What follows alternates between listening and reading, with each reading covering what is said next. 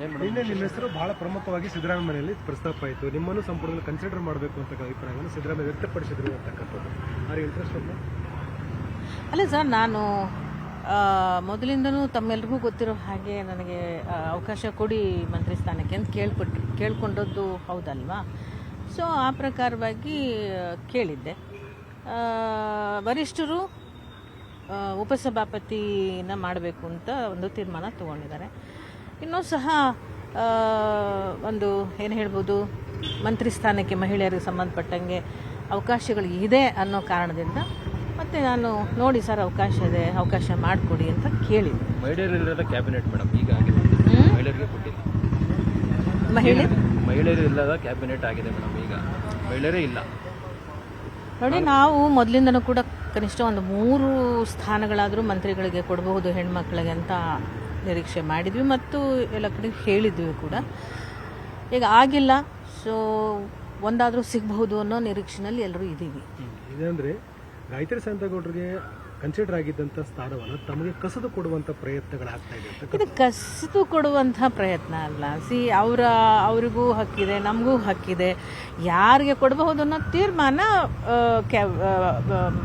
ಏನಂತೀವಿ ವರಿಷ್ಠರಿಗೆ ಬಿಟ್ಟಿದ್ದ ವಿಷಯ. ಇದು ಯಾರ ಹಕ್ಕನ್ನು ಯಾರು ಕಸ್ಕೊಳ್ಳೋ ಪ್ರಶ್ನೆ ಇಲ್ಲ.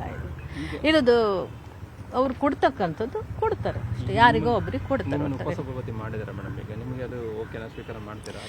ನೋಡಿ, ಪಕ್ಷದಲ್ಲಿ ಶಿಸ್ತಿನಿಂದ ಸಂಪೂರ್ಣವಾಗಿ ಆದೇಶಗಳು ಹೊರಬೀಳುತ್ತೆ. ಅದಂತರದಲ್ಲಿ ಯಾವ್ದು ಕೊಟ್ಟಿದ್ದಾರೆ ಏನು ಕೊಟ್ಟಿದ್ದಾರೆ ನೋಡಿಕೊಂಡು ಆ ಪ್ರಕಾರವಾಗಿ ಕೆಲಸ ಮಾಡೋದು, ಶಿಸ್ತಿನಿಂದ ನಡ್ಕೊಳ್ಳೋದು ಪಕ್ಷದಲ್ಲಿ ನಮ್ಮ ಕಾರ್ಯಕರ್ತರಾಗಿ ನಮ್ಮ ಧರ್ಮ.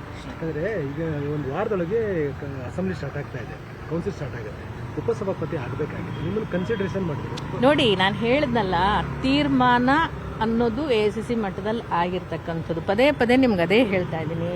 ಇದರಲ್ಲಿ ಯಾವುದೇ ಗೊಂದಲಗಳನ್ನು ನೀವು ಕ್ರಿಯೇಟ್ ಮಾಡೋದು ಅಗತ್ಯ ಇಲ್ಲ ಅಂತ ನಾನು ನಿಮ್ಮಲ್ಲಿ ವಿನಂತಿ ಮಾಡ್ತೇನೆ. ಈಗ ಅವ್ರು ಏನು ತೀರ್ಮಾನ ಮಾಡಿದರೆ ಮಧ್ಯದಲ್ಲೇ ಮತ್ತೆ ಮಂತ್ರಿ ಸ್ಥಾನಕ್ಕೆ ಸಂಬಂಧಪಟ್ಟ ಹಾಗೆ ಈಗ ಸ್ಥಗಿತ ಆಗಿದೆ. ಸೊ ಇನ್ನು ಮುಂದೆ ಯಾರಿಗೆ ಯಾವ ಸ್ಥಾನ ಕೊಡಬಹುದು ಅನ್ನೋ ತೀರ್ಮಾನ ವರಿಷ್ಠರಿಗೆ ಬಿಟ್ಟಿದ್ದು.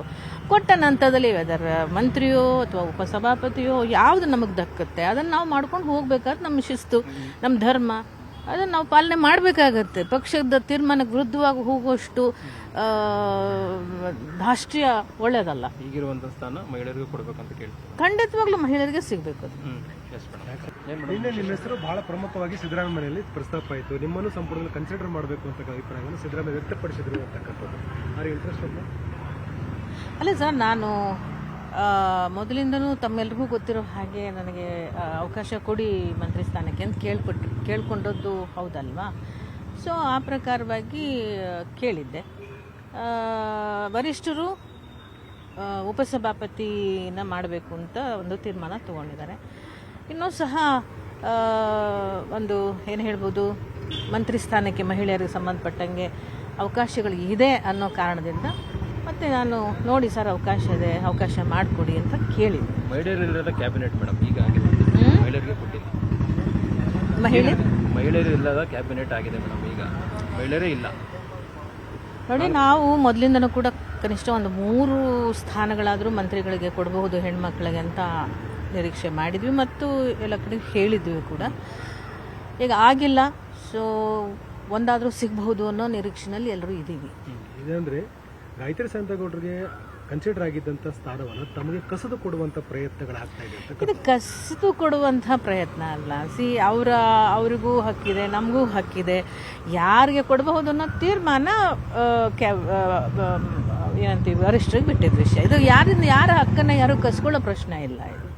ಇದು ಅವ್ರು ಕೊಡ್ತಕ್ಕಂಥದ್ದು ಕೊಡ್ತಾರೆ ಅಷ್ಟೇ, ಯಾರಿಗೋ ಒಬ್ಬರಿಗೆ ಕೊಡ್ತಾರೆ.